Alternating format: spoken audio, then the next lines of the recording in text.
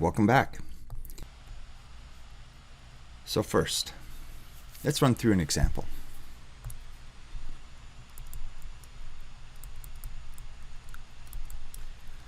In this one, assume we have 16-bit numbers,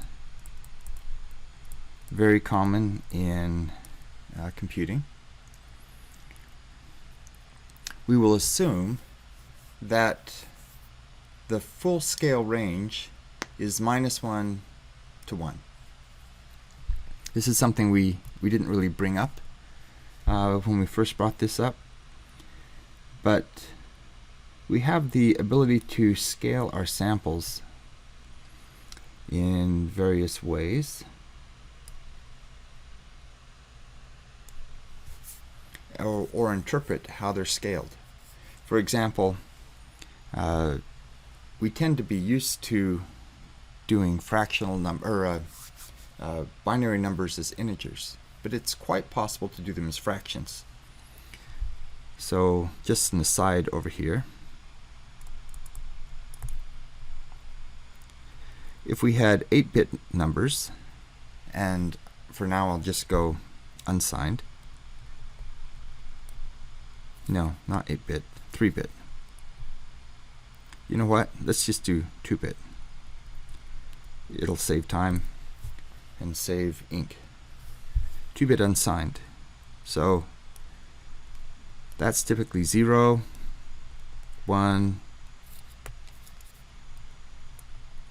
2, and 3. But it could also be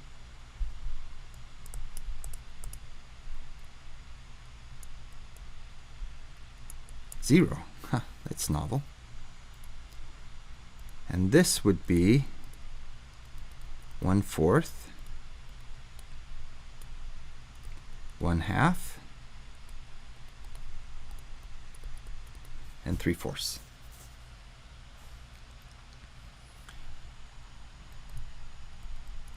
So, depending on where we put the radix point, we can have fractional numbers or we can have integer numbers, and how we scale or interpret the numbers is just up to the designer. So it's common to scale things so that the values are between -1 and 1.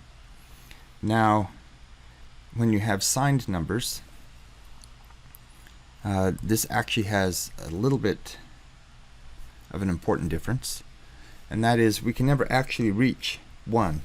So in this example below, for example, we never reached 1. We had 0, 1/4, 1/2, and 3/4, but we didn't hit 1. But we can get pretty close to 1 if we have 16-bit numbers.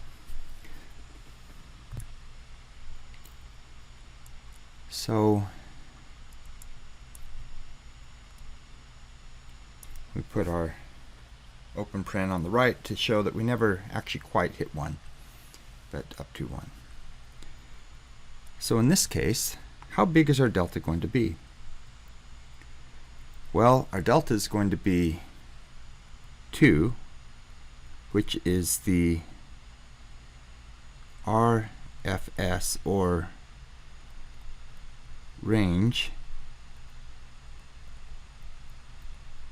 full scale, over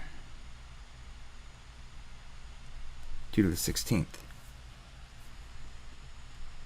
K equals 2 to the B, where B is equal to 16 in this case.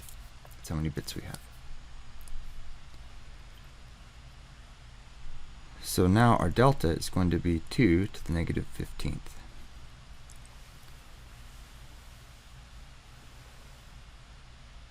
That means that our rounding errors are going to be in plus or minus delta over 2.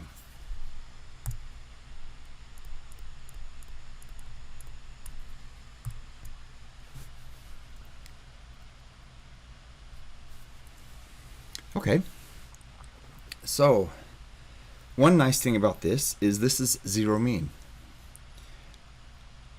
And we can find the energy, which is going to be, for this random process, just the variance of the error as the integral from minus delta over 2 to plus delta over 2, e squared, 1 over delta. This is the amplitude of our uniform distribution.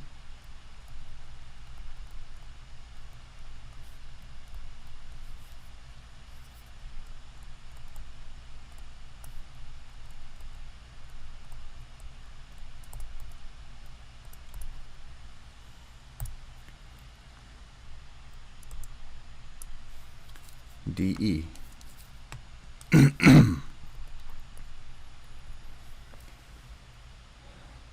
Okay.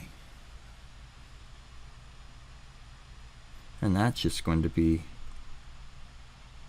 1/3 e cubed over delta, evaluated from delta over 2, negative delta over 2, which is equal to delta squared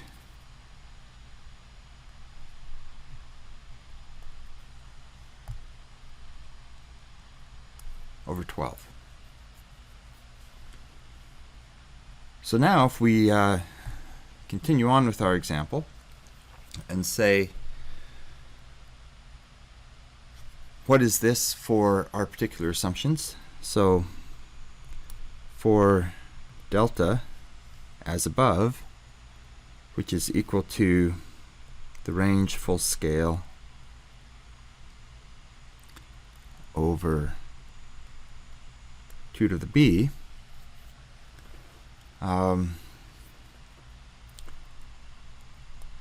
sigma e squared is going to be RFS over 2 to the b squared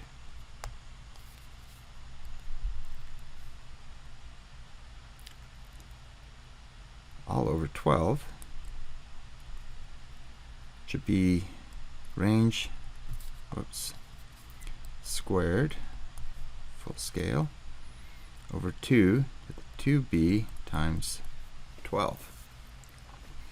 And so for our particular case, for b equals 16 and RFS equal to 2, we get 2 squared over 12 times 2 to the 32, which is just going to be 2 to the negative 28th over 3, which is approximately 77.6 times 10 to the minus 12. What is this? For this example, this is our noise, or quantization noise,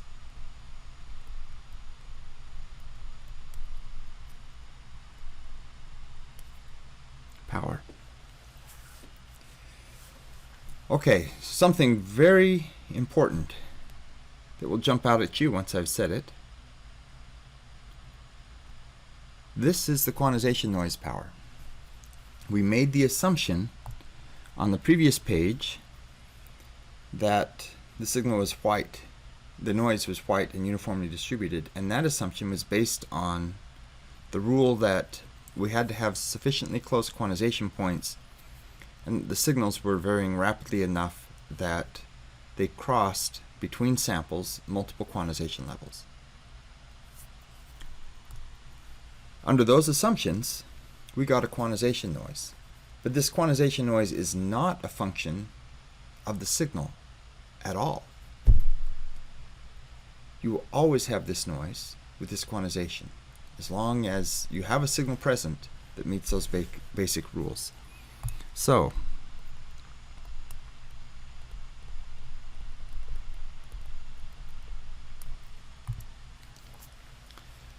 that's a really big deal.